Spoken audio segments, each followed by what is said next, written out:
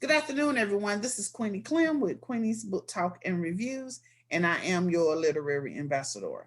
And today I have S.N.M. Jones on my channel today. Welcome, welcome, welcome. Thank you. Thank you very much. It's a pleasure to be here. I'm so excited to be on the show. And first of all, just let me say, Queenie, I already love your personality. It's great. I love it. Thank So, you. Thank you. Thank you. Now tell us a little about yourself. so I am originally from Wisconsin, Milwaukee, Wisconsin, to be precise. And I'm married, been married for over 21 years. I'm actually hitting 22 years, which is shocking to me. But no, it's just a surprise that I was really expecting it to be 22 years. So fast. It went by really fast. I have Yeah. one son. He's 18. And I also have my family dog. His name is Freedom. And he earned his name because when I first got him, he kept trying to run away. And so I was confused. I was like, wait, he's just a puppy. How's he trying to run away? It turns out he likes to be free. To this day, he still doesn't like to be in kennels. He doesn't like to close doors. So it makes me wonder about his background. Mhm. But, he earned the name Freedom for sure. So, but yes, I'm fully employed. I have a 9 to 5. And I write books as a hobby, but technically it's a hobby that I love, that I hope to one day to be able to transition from employment to self-employment as an author and speaker. Mhm. Now, what is your genre and what attracted you to this genre? So I have two genres. One is psychological thrillers slash suspense slash horror. I put them all together because I feel like a thriller is somewhat of a suspense. And then the horror classification is simply because I do have blood, guts, and gore in my first set of books. And then I also write nonfiction. So for the psychological thrillers and slash horror suspense, what attracted me to it was the fact that I love Stephen King. I love horror movies growing up. And I actually love reading, and I read a variety of books. But what I was finding was that in the books, none of the characters looked like me. Mm. And none of the heroes or any looked like me. And if there was a character in the book, it was like maybe a throwaway character, somebody who was dismissed because they were either killed off by the killer, they had a brief moment in it, or if I did see a character like who looked like me, it was usually in a movie, and it's because they added it for diversity purposes. And so I wanted to write books where I know that the hero or the main character looks like me, come from where I come from. And I just wanted more representation in that particular genre because I wasn't finding it. Unfortunately, one of my favorite writers who passed away was Eric Jerome Dickey, and he rest in peace. He actually wrote a lot of thrillers. Gideon series, I loved his series Mhm. because it was all his books, of course, represented me, so to speak. But at the same time, his initial writings were more along the lines of romance before he branched out into that thriller element Yeah. and action element. And so I was so excited when I saw that. And so that was part of the motivation too, was like, hey, you know what? Not only do I want to write thrillers because I want representation, but also want to feel this genre where slash horror, right, where there's no representation of us in there. And then in regards to the nonfiction, it was something weighing on my heart. Over the past 4 years, we've seen a drastic increase in racism. And I don't say drastic increase, I'll just say it became more visible, right? Because it's always been present. But what was starting to bother me was the amount of hate that was geared towards Black women. Mm. And so I want to take a moment to write about, so the book was called Black Women Need Love Too, because I want to take a moment to discuss and maybe start the conversation in our own community about what I view as self-hatred. Okay. And what's the name of that book? So that book is called, matter of fact, I have it right here. It's called Black Women Need Love Too. Okay. And once again, and so the book itself is actually a historical perspective of the Black woman relationship with herself and others, and how we've internalized stereotypes that ultimately leads to the detriment of the Black community. And it literally started because, like I said, with the racism being so visible, it also seemed like it was a moment for Black men to attack Black women, right? So making us the butt of all jokes. Like, I really got tired of seeing videos where we were the butt of the joke, where a Black man would dress up as a Black woman and pretend like whatever stereotype he has, be it the anger, the ghetto Black chick, the hood Black chick, Mhm. or the bitter Black chick. It was like all these stereotypes was starting to bother me because we're not those stereotypes. And these stereotypes have been forced on us since in slavery, to be honest, because it justified a certain demographic need to put down the Black woman. And now we put ourselves down. And then it was also triggered by, I was seeing so many Black men with their white girlfriends diss Black women and find a reason. And it was like, well, first of all, you don't have to diss where you come from just to go to these date other races, right? It was like, why do you feel the need to put down your mother, your sister, your aunt to go date this other race, when you can, if it's truly you love who you love, then you don't have to say, oh, it's because the Black woman is this, I date this particular race because the Black woman is this. You know, you can just say, I date this particular race because that's what I'm interested in. And so that was also part of it. And then at the same time, I also saw a growing increase, because it's not just Black women that I talk about in the book, but I saw a growing increase of Black women talking about their team cream, right? And at first, team cream, I was like, oh, that's kind of a cute catchphrase. But then that same phrase, team cream, became, well, they only date white men because Black men ain't ploop, right? Or they ain't this, or they ain't that. And it was like, wait a minute, hold on a second. Now we have this growing dynamic where you have people who not only just Black men, but Black women who are actually the most loyal group of women to their own race than any other race there is. Mhm. But anyways, we're finding that now we have this diversion where Black women are now basically constantly saying, oh, I only date white men, not even other races, but white men, because this is the Black man is this, a lazy bum, the Black man is that. And so I wanted to find out what was causing this division within our race, and why were we internalizing these stereotypes, and why we're using these stereotypes against each other. So I just want to start the conversation. I want to be part of that solution, because if we can dissect that particular issue, then we can probably bring about Black unity. And if we can bring about Black unity, then we can bring about Black economics. If we can bring about Black economics, then we can also bring about Black empowerment, which equals power. Because in the US, the only way you have power is if you have the economics behind it, which is why you have so many lobbying groups who get what they want in regulations because they have the money behind it. Well, how can we expect to have the money behind it if we don't even have unity?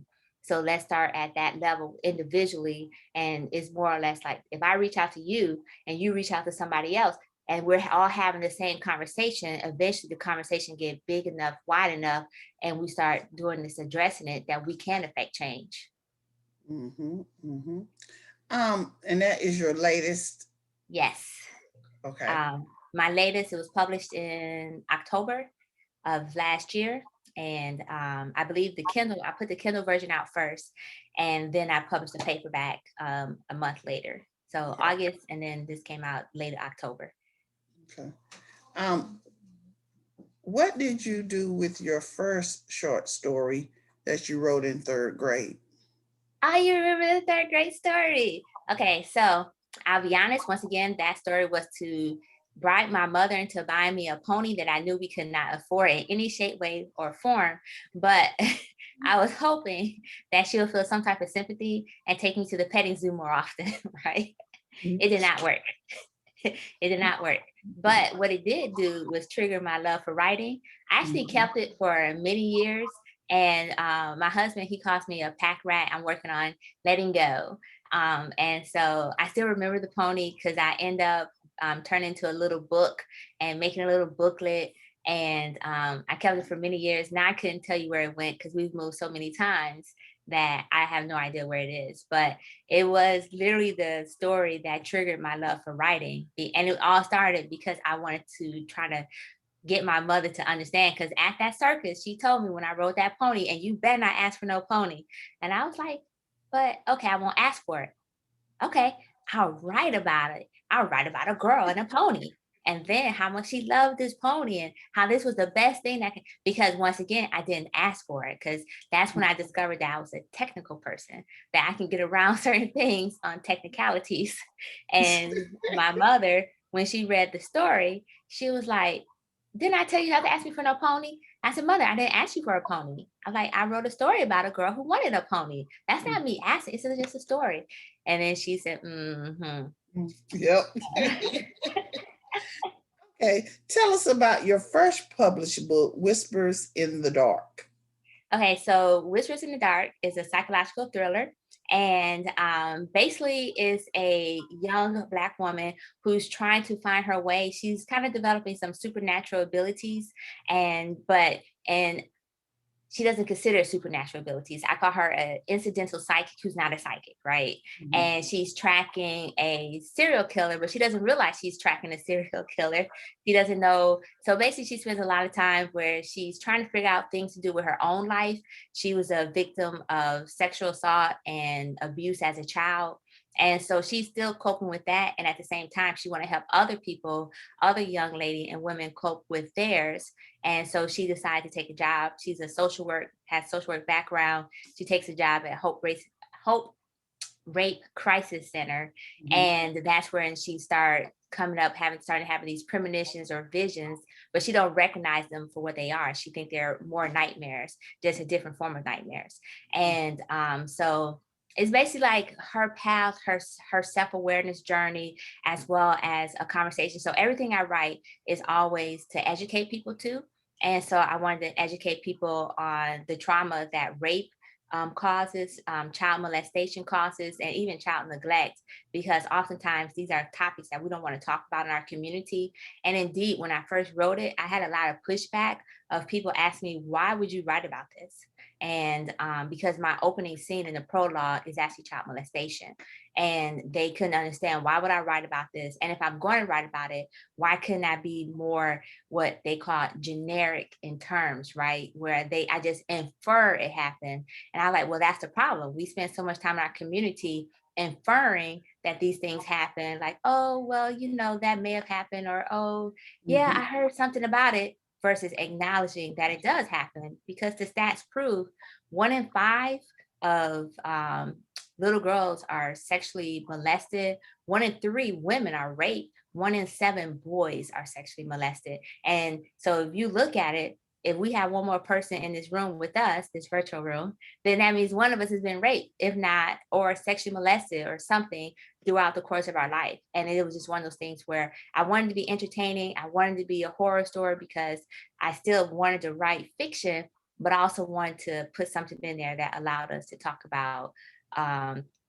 rape, sexual assault, molestation. I used to investigate child abuse and neglect. And it was so disturbing to me, the amount of cases that I had that were actually, especially with the young girls, was all sexual molestation versus abuse, like neglect or physical abuse. It was almost all sexual molestation. With the young boys, some of them may have there was mostly physical and neglect, but it was just so overwhelming and sad. And I just wanted to capture that as well. Okay.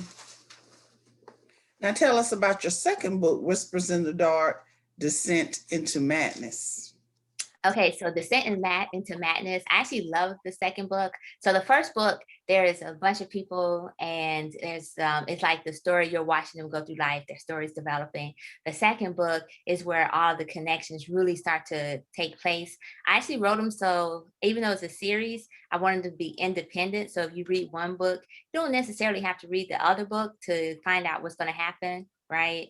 And at the same time, I also wrote it that, well, maybe you should read the other book to find out what happened, just because. So with that being said, the second book is all the characters coming together. They're converging into the main story, and we're getting to the root of everybody's issues, right?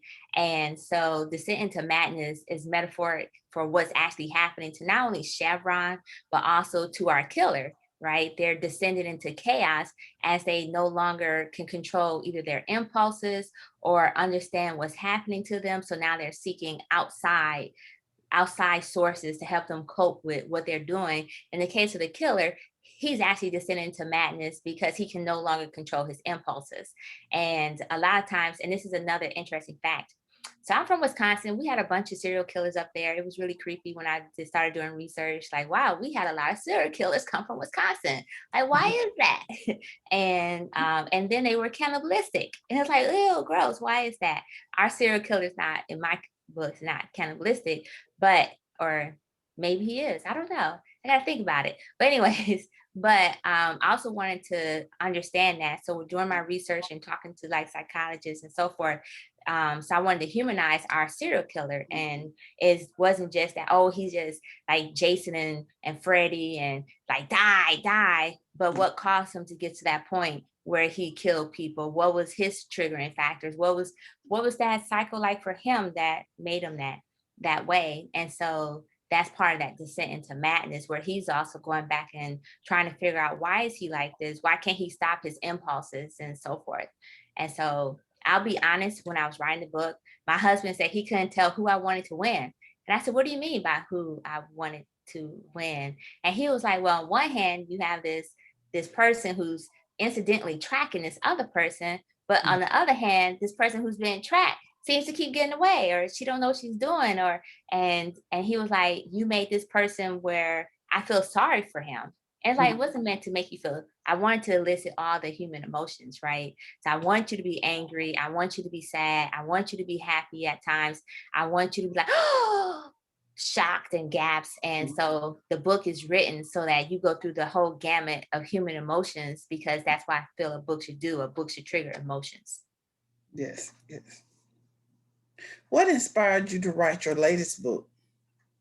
So the last one, like I said, was I just got tired of all the negativity geared towards the Black woman, and I couldn't understand it. And I'll put it this way: not only the negativity geared towards Black women, but the negativity that Black women give to each other as well. And I wanted to find out, what was the root of that? Like, why is it when I enter a room, I automatically get the, like, why is that? Because when I enter a room, my first thought is, and I'll admit I'm a happy, jolly, go lucky type of person. And when I say this, I say this to mean that I choose to always try to find the positivity in things. Even if I'm entering into a hostile situation, first thing I'm going to do is smile, because I want to diffuse that hostile situation. And so for me to enter a room and I immediately get that, it's like, wait a minute, you don't even know me. So before you give me that, let's at least say hello, right? And so that was part of it, was that I want to talk about the self-hatred of where Black women, is almost like we internalize some hatred towards ourselves or our insecurities, and we take that out on other Black women. And it's not called for, it's not necessary. And so how do we start changing that conversation, not only internally, but to each other, right? So to address it internally, how do I feel like I'm worthy, and so that I don't have to look down on the next Black woman, where I don't have to slight her to make me feel better. And so I wanted to address that portion as well. So it was basically just all my thoughts coming together of how can I help us grow, right? Not only through our own self-love, so that's why it's called self-love, relationships and community, but also how we can help the Black family grow and the community grow. Because if each Black woman, if I see you, I'm automatically greeting you. I'm like, hey, how you doing? Because I don't lie, I'm excited to see other Black people. and so I always get excited, and just because I like humans, I like nature. And I remember one time I was walking in DC, and I'll admit it was DC. I'll admit it's not the most friendliest place in the world, but I was walking and I was looking for a building, and because I couldn't find it, so I would greet somebody, and I greeted a Black woman, and she just looked at me and actually went and walked away. And I was like, oh snap, I just said hello. you know, and I understand she could have been on her way, she could have been busy. So I just dismissed it. And then I came across another person, a Hispanic woman. And it was so funny because I'm like, wow, this could be the beginning of a joke. But I came across a Hispanic woman, I greeted her, she at least said hello, right? And she kept moving.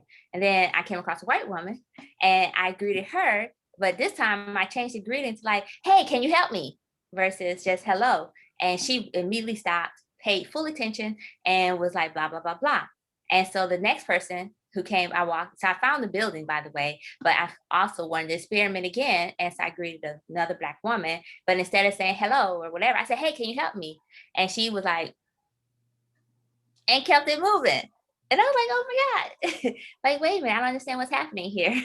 And, but it turns out, but it was just in daily situations, you know, where you can enter a room or you can do something or you can, and it was like, I wanted to address that dynamic because why do we view each other as the enemy? And if we do view each other as the enemy, let's talk about it. Is it because it's because of me? I don't feel like I have worth, or is it something that was external that caused us to view each other as enemies?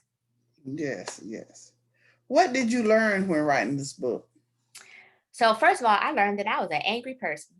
Um, and when I say angry person, I mean that I learned that, especially when I was doing the research pertaining to some of the stereotypes and their origins, I discovered that a lot of the origins of the stereotypes that we have today originated in slavery.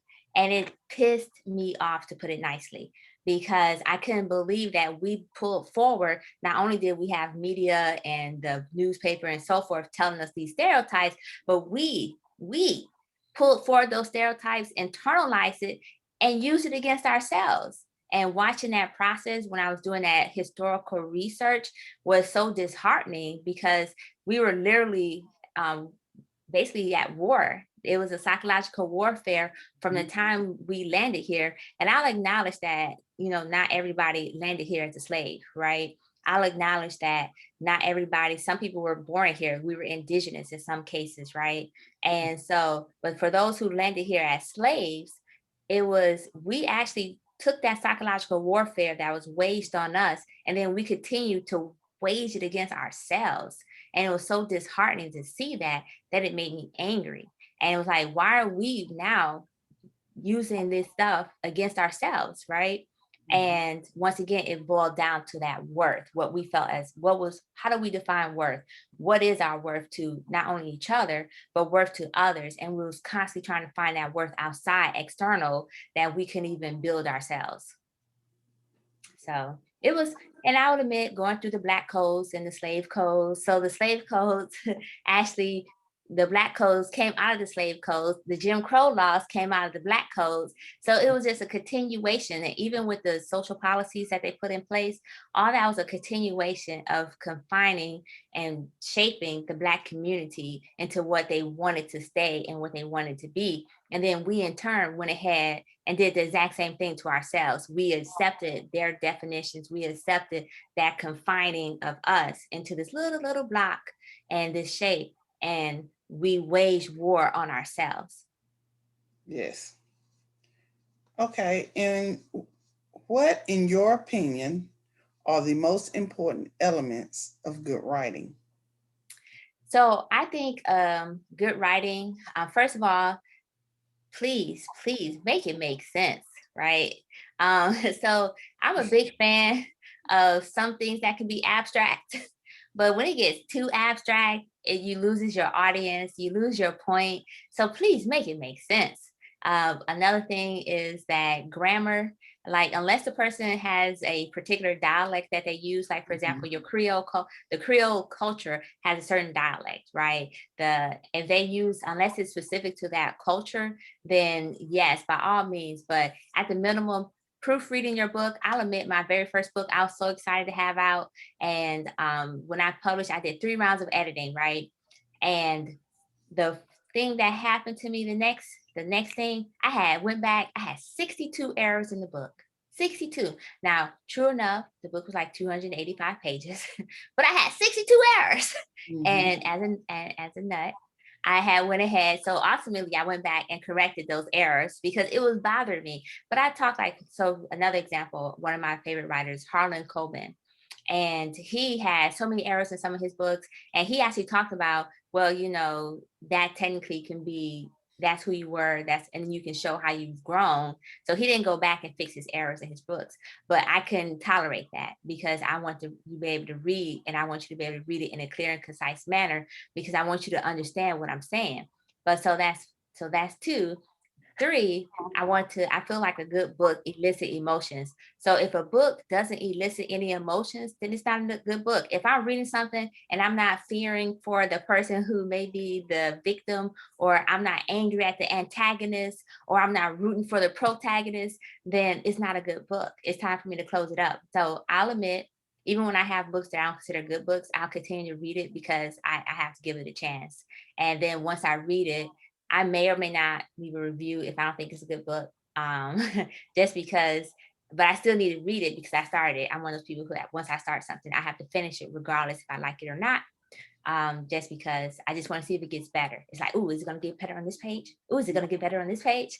And if it doesn't, then it's like, oh, I wasted time. But on the good news, I continue. It helps me determine how I'm going to continue to write. So I always write with the idea of to elicit emotions. So, and lastly, I think a good book should make you think, right? It should leave you wanting more, and it should leave you thinking about what you just read, right? Even if it's so my psychological thrillers, and like I said, I want to talk about rape and molestation and so forth and help people understand that, but I also wanted to leave you with the idea of, wow, maybe this could happen to me. Not the rape part, but the killing part. Because technically we walk through our day and we're not aware of our surroundings. We lack total situational awareness. And so if I can get someone to think about situational awareness, then that's a good thing to me, because we should always be aware of our surroundings. So I don't know what someone else's thought process is, but I think ultimately a good book makes you think and it make you want more. So Mhm. How do you develop your plot and your characters? okay, so for the nonfiction, I had a theme that I wanted to focus on, which was Black women need love, and I already identified that I wanted to focus on the stereotypes because a lot of the things that I was seeing was so stereotypical and the so-called stereotypes. So that was that. But I wanted to be historical. So the first time in my life, I actually wrote a book in a chronological fashion. So I can go from history to present, right? And did my research also in a chronological fashion so I can do the exact same thing. Now in the fiction books, I will say that I will have a storyline, but the characters themselves write the book. And um, there's no real, I come up with the plot, I have a storyline, and then I let my characters tell me how they want it to go, how I'm going to get to that storyline. So, for example, I may have an end of a book. So, with this one, with my fiction, I don't write in a chronological fashion. I write whatever they tell me to write, and when they, meaning the characters, and then I put the pieces together in the end, right? Like, oh, this would be a good fit here. Oh, this would be good for chapter 1. This would be good for chapter 3. And sometimes the last book, I actually wrote the end. The last fiction book, I wrote the end before I even wrote the beginning because I knew how I wanted to end. And then it was just a matter of figuring out how to get there. And so I write when my characters talk to me. And so basically, if they sit there and say, oh, yeah, I don't feel like writing anything today, or we don't want to talk to you. I'm like, okay, that's cool. I'm gonna go binge watch some TV, Netflix, here we come. But or I'll go work on something else. I might write poems or something. And so there's no real logic, I guess I would say, for that one. It's more inspiration. Is I write when I'm inspired, or I write, like, for example, I was driving down the street and I saw trash bags, and I was like, oh my God, what if those were dead bodies? And but discarded body parts. And my husband was sitting next to me because he was in the passenger. He said, what the, who thinks like this? And I was like, well, it just popped in. So you know what I did? I went home, I wrote you think like that?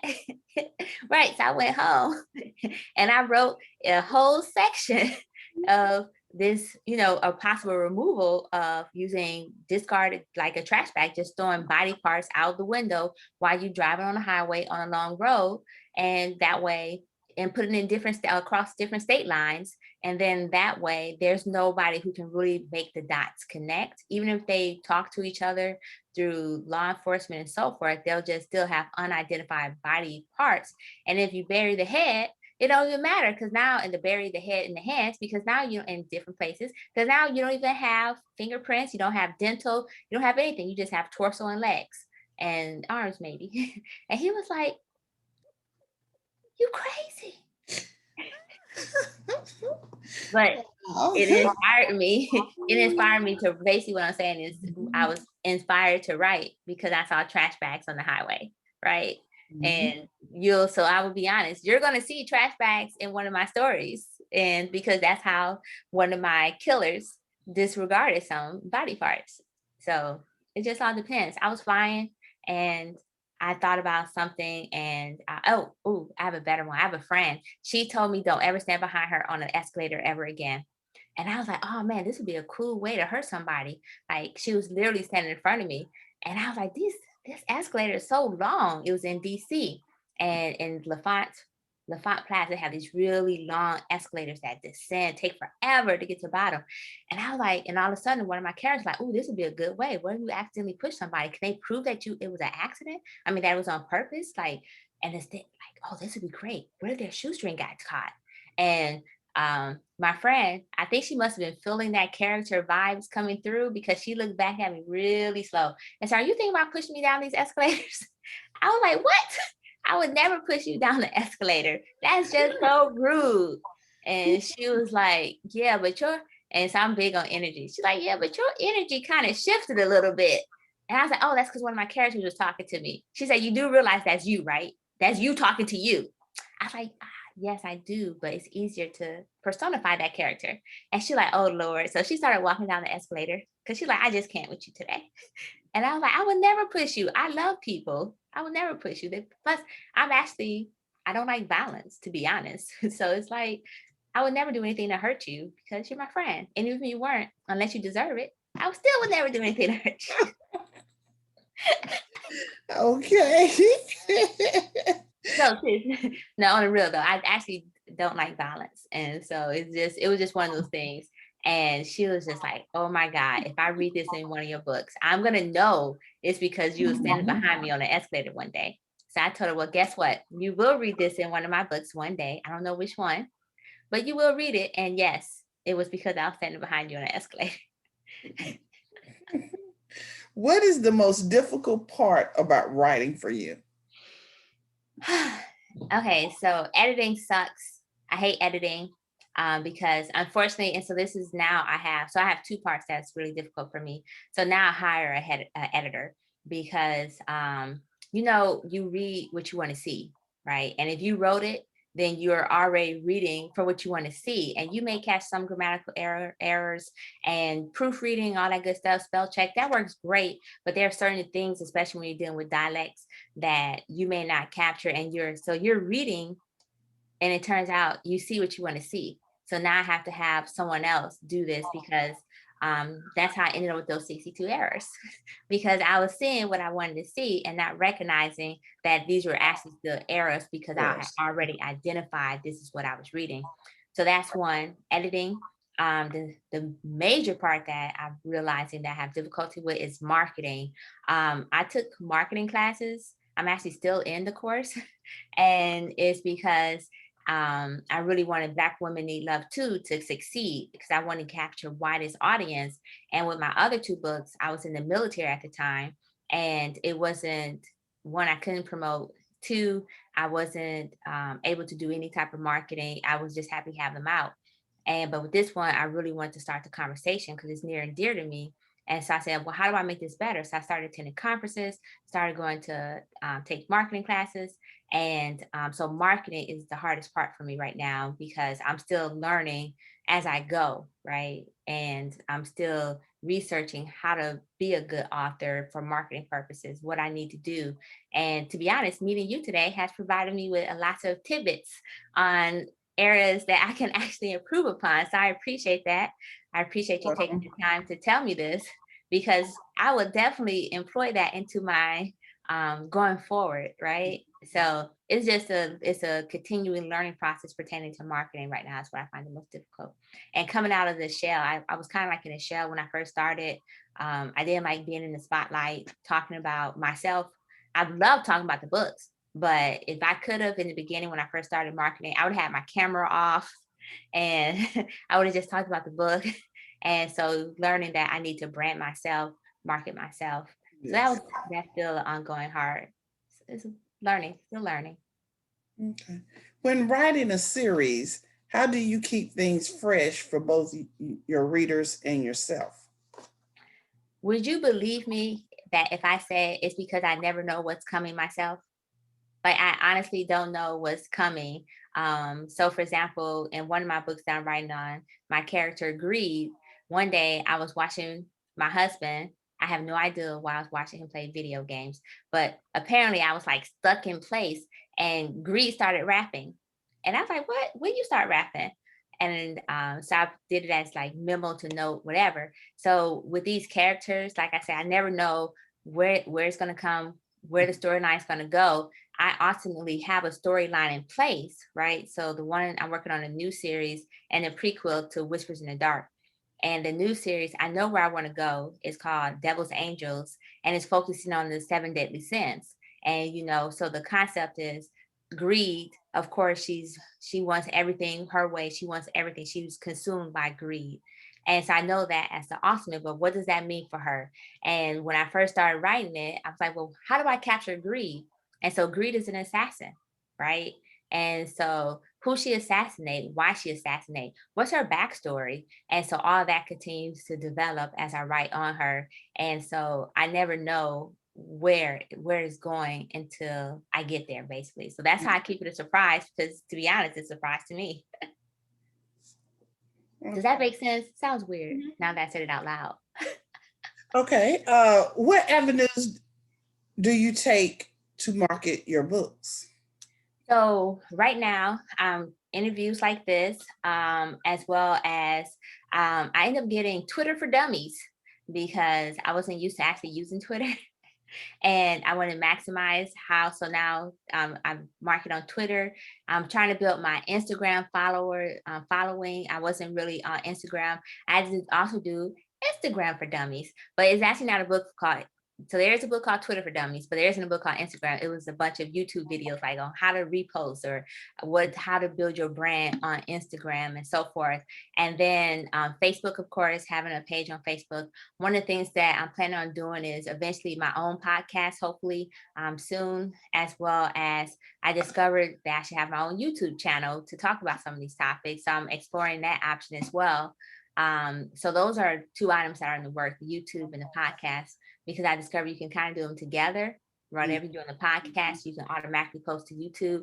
And so I'm exploring that option. And then there's some other things that I'm still learning about, such as even my website. I still don't have my nonfiction on my website. It's all my authors, the other books, right? The fiction. And so now I'm about to go back and redo that, and book funnels and how to use book funnels. So these are some of the ways that I'm about to do an email subscribers list, right? And turns out I could have used some of my advanced readers, but I wasn't at that point in that marketing class that I told you I was taking. And I'm at that point now, and they're like, oh, you could have used your advanced readers as part of your subscribers.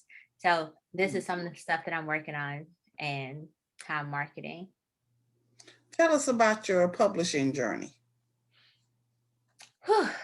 Well, the original publishing with the Whispers in the Darks, I actually had a traditional publishing contract, and I will admit I kind of regret this in hindsight. And this is another reason why my next series called Devil's Angels, because pride was one of the deadly sins. But so with that being said, in the traditional publishing contract, it was a small family. So what I did was send out query letters, and I sent out query letters to not only the agents, but also to publishing houses, right? So for those who are into books, as far as writing and authorship and so forth, the big publishing houses require you to have an agent before they even look at you. Before you can get in the door, you have to have an agent. The smaller publishing houses have an open period of manuscripts. So it's a different query letter for an agent, and it's a different query letter or submission letter for the smaller publishing houses. So I actually got accepted to a small publishing house. It was a family-owned publishing house. They got the Whispers in the Dark synopsis. They got the outline and everything. And they loved it. So I was super excited, had a traditional contract after receiving many, many, many rejections from agents as well as publishing houses, right? Because I was like, I just knew I was going to get picked up. And so the first thing I learned was that even if I'm rejected, don't take it personal, keep moving. Keep pushing those, if that's what you want, if you want a traditional publishing contract, keep pushing that out there. And so with this particular one, I ended up being in breach of contract. When they got the book, they was like, holy moly, but not exactly in those words. I'm being the polite way. Mhm. And basically, they said that it was too graphic in nature because I want you in the story. I want you to feel it. I want you, if you read my books, you're going to feel like you're right there in the story. Mhm. And so, even with my nonfiction, because I want it to be a conversation, you're going to feel like I'm talking to you. And so, but anyways, so they told me I was too graphic and I needed to tone it down. So I went and I tried to tone it down. Not the prologue, I kept the prologue the same, but I tried to tone down the first 17 pages and I couldn't do it. The part of me was like, oh, you can't do this. This is not being true to your characters. It's not being true to your writing. And so I told them that I can't. And they pulled my contract because they said I was in breach of contract. They're a family owned company. I violated the part where it was like overtly violent and graphic in nature. And so I was like, but you got the synopsis, you got everything. I don't understand. And they said, well, they didn't get the rest of the book. And so, with that being said, in hindsight, I actually should have pulled back and did what they asked, and then later on release a author's version. So that was a learning lesson. But because I didn't, I went ahead and self-published. The self-publishing, I went to this website called Predators versus Editors, so I can figure out which was the best publishing company, self-publishing company or vanity press. And I ended up going with Lulu initially. But what I discovered with Lulu, that in order to be successful, you can publish it, but you also have to pay for like all the marketing if you don't have any marketing yourself. And their marketing prices were pretty high. And I couldn't afford it at the time. And so, but more importantly, I was also in the military. So it wasn't a big deal if I didn't market. With this last book, I did 100% self-publishing myself. I published through Amazon, Ingram Spark. Yes. In order to have it in a publishing in the main bookstores, you have to publish through Ingram Spark. The main bookstores won't accept any Amazon books because they feel like they're not to the same level or degree that if you went through uh, Ingram Spark, right? Mhm. And so I published through Ingram Spark, so you can go to bookstores. It was a learning process. I did everything from start to finish. And I can honestly say it was so frustrating with the formatting process. I ended up hiring somebody else to do the formatting for the paperback. The Mhm. ebook format was easy. The paperback formatting was more difficult because I had particular things Mhm. that I wanted. So I ended up hiring somebody else to do the formatting in the end. So recognizing my limitations of what I can and can't do was also important. And then just learning all the behind the scenes stuff that goes into actually going through that self publishing process.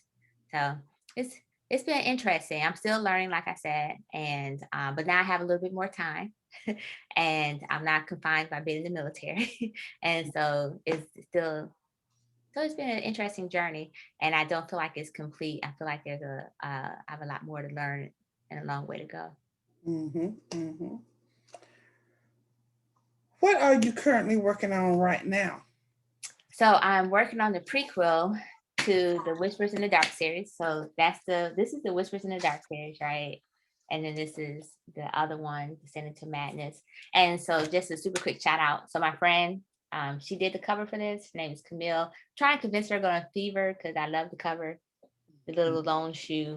For this one, I actually did this cover because I wanted my vision of they were descending to madness, and there's a lake right there, so the reflection of the eye to reflect their soul. But I'm working on the prequel to this one.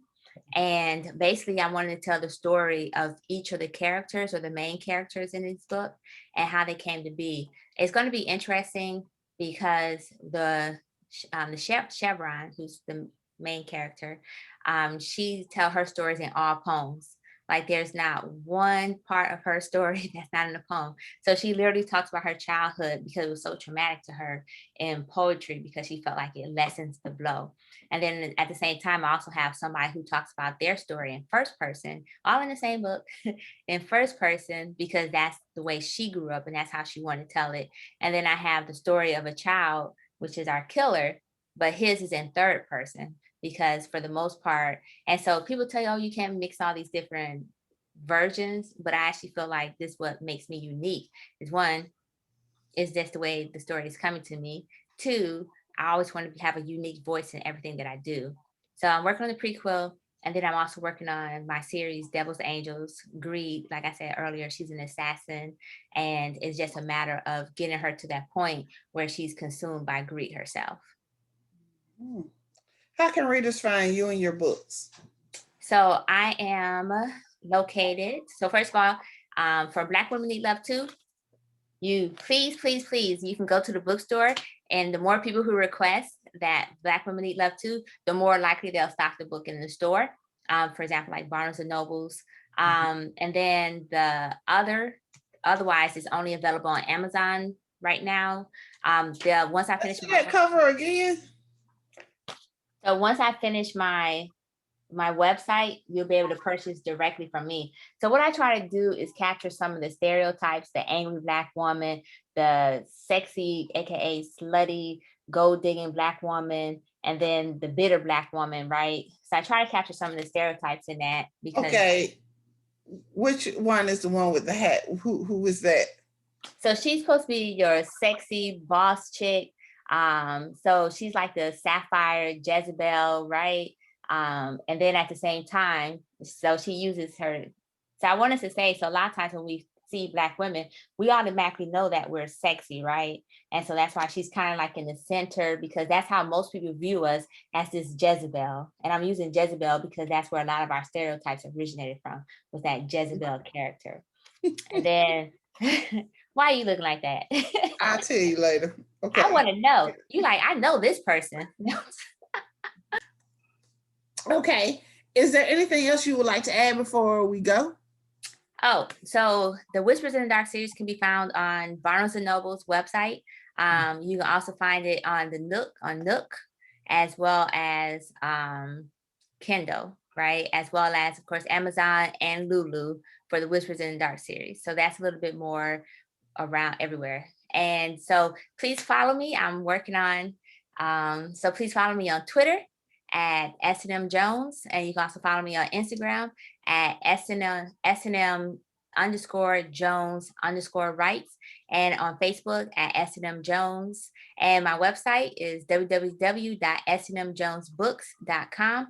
I'm in the process, once again, of adding the Black Women Need Love Too, the nonfiction, to the website. So you can check it out if you want. I actually think it's kind of cool. But so we'll see what it's going to look like once I finish that process. But yes, I'm excited. Please check out my book, Black Women Need Love Too. I honestly feel like we should start the conversation. If you have Kindle Unlimited, you can check out Whispers in the Dark, the first book, for free on Kindle Unlimited. So with that being said, I just want to thank you, Queenie, for having me on the show. I am sincerely going to take everything that you told me about, and we're going to run with it, because I am still in the learning process, still learning and growing as an author and as a self-published author. So thank you so much. You're welcome. Okay, I have one more thing. It's called All About You. Where were you born? So I was born in Milwaukee, Wisconsin. And where do you live now? In Virginia. I had to think about it. I'm like, do I live in? Yeah, I live in Virginia. Okay. What are you reading right now? So I have a tendency to read a bunch of books at the same time. And so one of the books that I'm reading is by Anne Pleydon, Pleydon. And the other book is, wait, let me see. Actually, yeah, I wrote the title down. Oh, there it is. Terry Woods is the other book that I'm reading, called Deadly Rains. So those are the two nonfictions that I'm reading right now. The two fictions that I'm reading. I usually pick one nonfiction that I read, and I actually have to go purchase that one. And so that'll probably be by Imbram.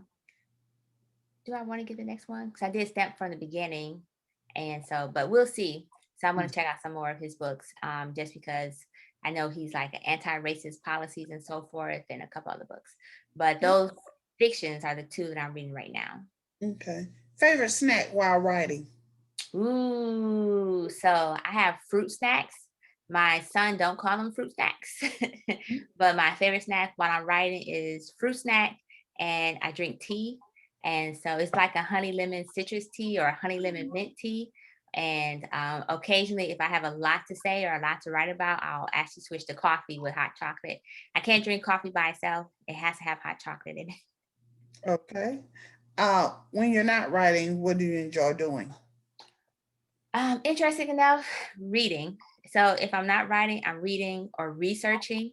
I'm one of those people who's very curious about everything, and I always have to learn something new every day. So I was trying to, for example, I was trying to teach myself French, and so I got all these French tapes so I can try to learn French. But it's not just French, but it's also Swahili I want to learn, and then I need to refresh my Spanish. And so it's just certain things. So if I'm not reading, I'm researching. And then on the weekends, because my husband told me I need to take a break, I tend to binge watch shows. And right now, I'm actually binge watching this Chinese show called The Rise of the Phoenix. And he don't understand why, because it's completely in subtitles, but it's literally so I can hear the voices and the intone, so Mhm. that because it also helps me when I'm trying to figure out how to use another language in my books.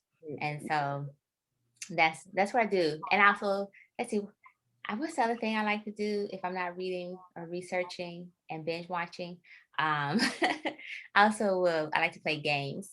So my family, they're just like, she's a big kid. So I'm a big kid. I like to play Mhm. games. And the last one, favorite color. So my favorite color is a blue, particularly royal blue. This could be a shout out for a Sigma Gamma Rho sorority. And so royal blue is my favorite color. Has always been my favorite color, and then followed by purple. Purple's your favorite color? Yes, yes, Prince, my baby daddy.